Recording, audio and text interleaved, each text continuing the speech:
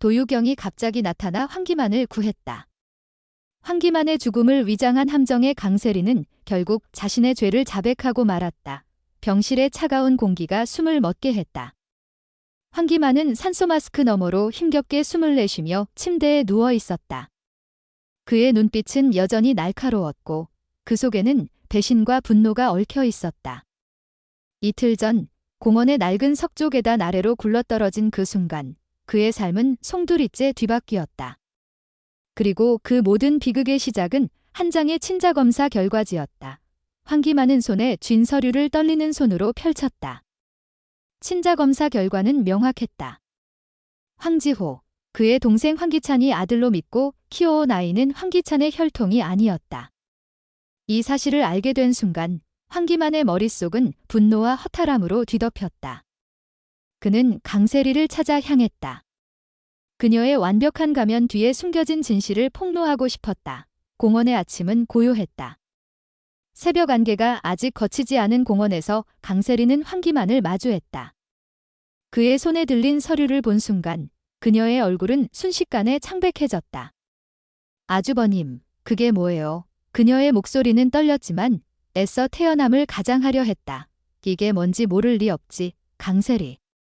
지호가 기찬이 아들이 아니야. 다른 남자의 시라는 거 내가 다 알아버렸어. 황기만의 목소리는 차갑고 단호했다. 그는 서류를 그녀의 눈앞에 흔들며 다그쳤다. 이걸 지찬이에게 주면 어떻게 될까요? 강세리의 눈빛이 흔들렸다. 그녀는 주변을 다급히 둘러보았다. 공원은 텅 비어 있었다. 아무도 없었다. 그녀의 손이 본능적으로 황기만의 팔을 붙잡았다. 제발, 조용히 해, 황기만, 도대체 얼마를 원하는 거야? 그녀의 목소리는 절박했다. 돈. 그딴 걸로 내 분노가 사그라질 것 같나? 너 같은 위선자가 기찬이를 속이고 우리 가문을 망쳐놓은 걸 그냥 두고 볼 줄 알아. 황기만은 비웃으며 몸을 돌렸다. 그 순간 강세리의 이성이 무너졌다. 절망과 공포가 그녀를 집어삼켰다. 그녀는 황기만의 등을 힘껏 밀었다. 황기만은 비명을 지르며 균형을 잃고 계단 아래로 굴러떨어졌다. 쿵쿵, 둔탁한 소리가 공원을 울렸다. 그의 몸은 무기력하게 꺾이며 계단 모서리에 머리를 부딪혔다. 피가 돌계단을 적셨다. 강세리는 숨을 헐떡이며 그를 내려다보았다. 그녀의 손은 떨렸고 심장은 터질 듯 뛰었다.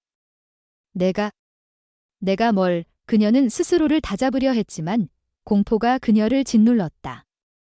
바로 그때 그녀의 시선이 옆으로 향했다. 최자영, 치매를 앓고 있는 황기찬의 어머니가 공원 산책로에 서 있었다. 그녀의 눈은 놀랍게도 맑았다. 그녀는 모든 것을 보았다. 강세리의 심장이 멎는 듯 했다. 하지만 그녀는 재빨리 정신을 차렸다. 최자영이 치매 환자라는 사실이 그녀에게 한 줄기 희망을 주었다. 강세리는 다급히 최자영에게 다가가 그녀의 팔을 붙잡았다. 여기서 뭐 하시는 거예요? 가요. 제가 모셔다 드릴게요. 그녀는 애써 다정한 척 웃었다. 최자영의 눈빛이 날카롭게 변했다. 강세리, 너 지금 뭐 한 거야? 방금 황기만을 밀었잖아. 이번엔 절대 벗어날 수 없어. 내가 다 말할 거야. 그녀의 목소리는 떨렸지만 단호했다. 강세리는 차갑게 웃었다. 말해요, 최자영. 치매 환자의 말을 누가 믿겠어요. 그녀는 최자영을 뿌리치고 빠르게 공원을 빠져나갔다. 그녀의 발걸음은 떨렸지만 그녀는 스스로를 다잡았다. 증거는 없었다. 최자영은 치매 환자일 뿐이다. 그 순간 공원 저편에서 도유경이 헐레벌떡 달려왔다. 그녀는 황기만의 전 부인이었다. 아줌마. 어디 가셨어요? 찾느라 얼마나 애먹었는지 도유경은 최자영을 발견하고 안도하며 다가왔다. 그녀는 오늘 아침 최자영과 함께 공원에 나와 산책 중이었다. 도유경이 물을 사러 간 사이 최자영이 갑자기 사라져 그녀는 당황하며 어머니를 찾고 있었다. 도유경의 시선이 계단 아래로 향했다. 거기 피를 흘리며 쓰러진 황기만이 있었다. 기만 씨, 그녀는 비명을 지르며 계단을 뛰어내려갔다. 그의 맥박을 확인한 그녀는 손이 떨렸다. 다행히 그는 아직 살아 있었다.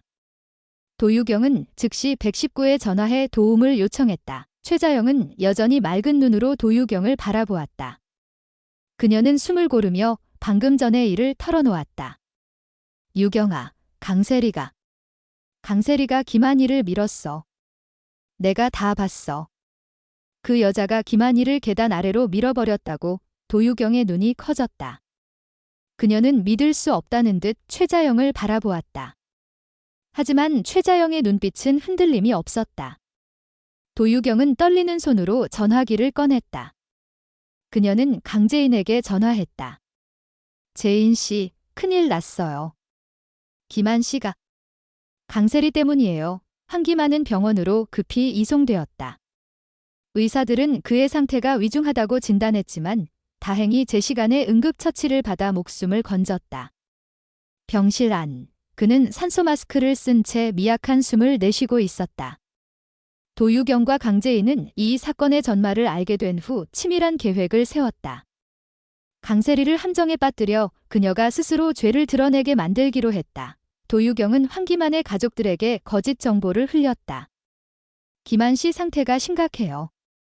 의식불명이고 식물인간이 될지도 몰라요. 이 소식은 강세리의 귀에도 들어갔다. 그녀의 얼굴은 공포로 얼룩졌다. 만약 황기만이 깨어난다면 그녀의 모든 죄가 드러날 터였다. 그녀는 결심했다. 황기만을 영원히 침묵시켜야 했다. 그날 밤 병원은 고요했다. 강세리는 간호사 복장으로 변장해 황기만의 중환자실에 몰래 잠입했다. 그녀의 손에는 가위가 들려 있었다. 산소호흡기 튜브를 자르려는 순간 그녀의 손이 떨렸다. 하지만 그녀는 망설이지 않았다.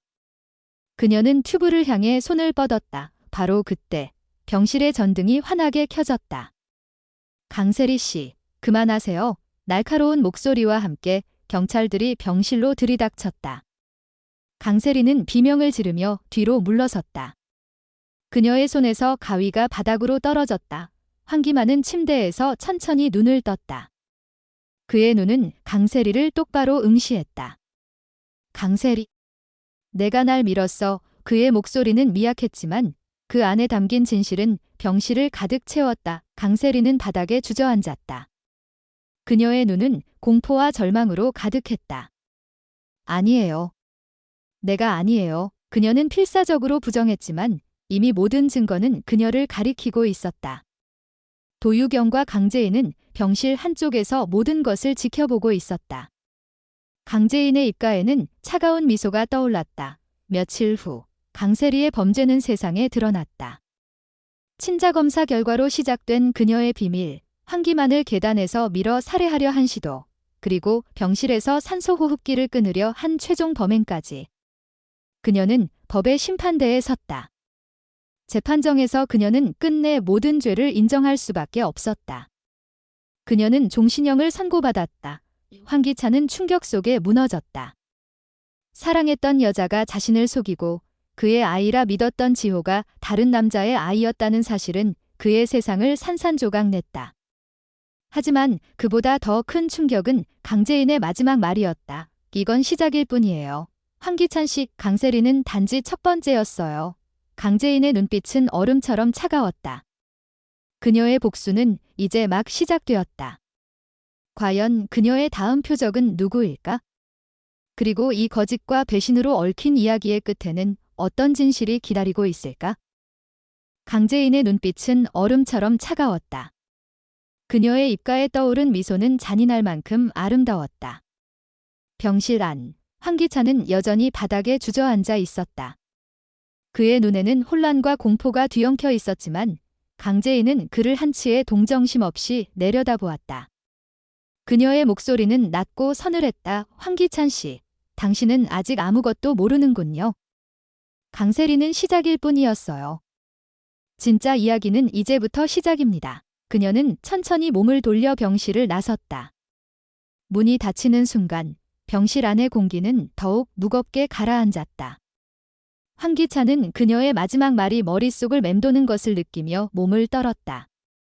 강재인의 복수는 단순히 강세리를 무너뜨리는 것으로 끝나지 않을 것 같았다. 그녀의 눈빛 속에는 오랫동안 억눌려왔던 분노와 증오가 불타고 있었다. 이 며칠 후 Y그룹의 대저택은 정막에 휩싸여 있었다. 강세리의 범죄가 세상에 알려지면서 회사 주가는 폭락했고 황기찬은 하루아침에 모든 것을 잃은 사람처럼 변해버렸다. 사랑했던 여자, 아들로 믿었던 지호, 그리고 가문의 명예까지. 그의 손에 남은 것은 텅 빈 마음과 끝없는 후회뿐이었다. 그러나 강재인은 멈추지 않았다. 그녀는 대저택의 서재에 홀로 앉아 있었다. 책상 위에는 오래된 사진 한 장과 낡은 일기장이 놓여 있었다. 사진 속에는 젊은 시절의 강재인과 그녀의 오빠, 강민재가 환하게 웃고 있었다. 그들의 뒤로는 황기찬과 강세리가 다정히 손을 잡고 있었다. 하지만 그 행복했던 순간은 오래전 거짓과 배신으로 산산조각 났다. 강재인은 일기장을 펼쳤다. 그녀의 오빠, 강민재는 Y그룹의 창업주인 황 회장의 신뢰를 받던 인재였다. 그는 황기찬의 오른팔로 회사의 미래를 설계하던 핵심 인물이었다. 하지만 강세리와의 불륜, 그리고 그로 인해 얽힌 음모가 강민재를 파멸로 몰아넣었다. 그는 억울한 누명을 쓰고 회사에서 쫓겨났고 결국 절망 속에 스스로 생을 마감했다. 강재인의 손이 일기장을 쥐며 부르르 떨렸다. 그녀는 그날을 잊지 않았다. 오빠의 장례식에서 황기찬이 애써 슬픔을 감추며 위로의 말을 건넸던 그 순간, 그리고 강세리가 눈물 한 방울 흘리지 않은 채 차갑게 미소 짓던 그 표정을. 그때부터 강재인은 복수를 다짐했다. 그녀는 황기찬과 강세리가 쌓아올린 모든 것을 무너뜨리겠다고 맹세했다. 강재인은 김도윤을 다시 만났다. 그는 그녀의 가장 믿음직한 조력자였다.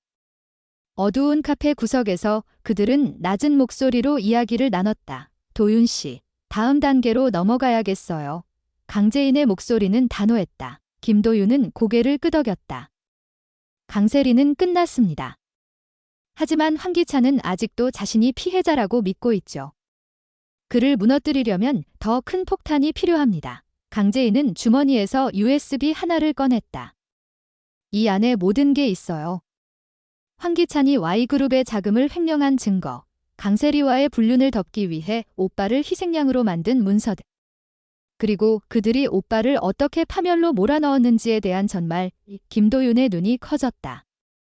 이걸 세상에 공개하면 Y그룹은 완전히 끝장입니다. 황기찬도 살아남지 못할 거예요. 그게 내 목표예요. 강재인의 눈빛은 흔들림이 없었다. 황기찬은 오빠의 죽음에 책임이 있어요. 그와 강세리는 오빠를 배신했고 우리 가족을 짓밟았어요. 이제 그 대가를 치를 때입니다. 며칠 뒤 Y그룹의 주주총회가 열렸다. 황기찬은 여전히 회사의 수장으로서 연단에 섰다.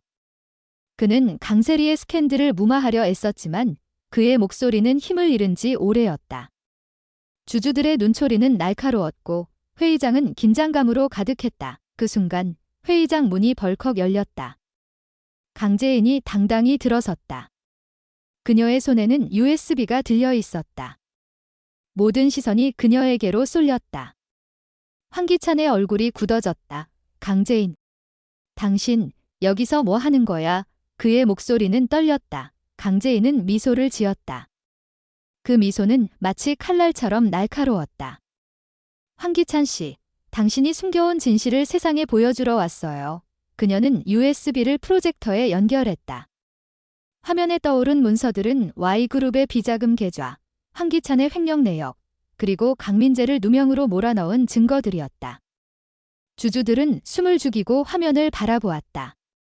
회의장은 순식간에 아수라장이 되었다. 이게 뭐야?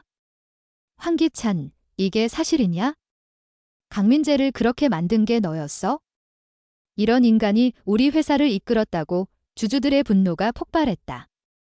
황기찬은 연단 위에서 비틀거렸다. 그의 얼굴은 잿빛으로 변해 있었다. 이건 조작이야. 강재인, 내가 날 함정에 빠뜨리려는 거지. 하지만 강재인은 단호히 고개를 저었다. 조작. 이 모든 건 당신이 저지른 짓이에요. 오빠를 죽음으로 몰아넣고 강세리와 함께 우리 가족을 파괴한 대가를 이제 치러야죠. 그 순간 경찰들이 회의장으로 들이닥쳤다. 강재인의 USB는 이미 검찰에 제출된 상태였다. 환기차는 수갑이 채워지는 차가운 금속성을 느끼며 무너져 내렸다. 그의 눈에는 더 이상 희망이 없었다.